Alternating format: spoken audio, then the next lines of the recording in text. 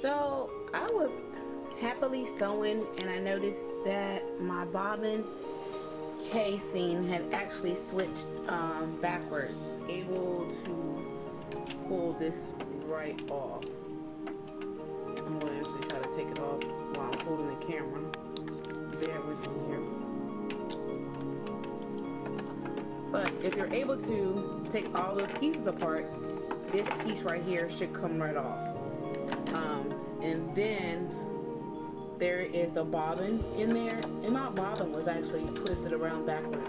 So I'm going to actually try to put it back in there and see if I can get this machine to work right. But see, that was a problem. It was jammed with thread. Okay, so basically remove all the pieces off of the needle arm. Make sure you take off the needle. The door will actually just lift up, and then there's your bobbin case, and I guess just put your bobbin case back like it's supposed to go, and we'll see what happens.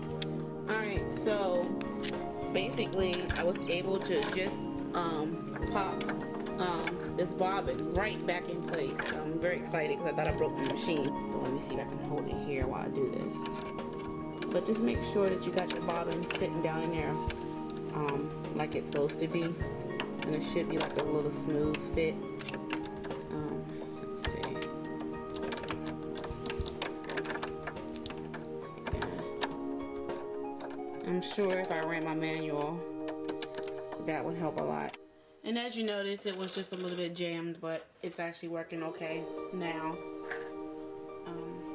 But I think that I'm going to try to sew maybe one track at a time and see if that helps, because it just might be because it's so thick and that's why it's getting jammed. Alright, so let's try this again.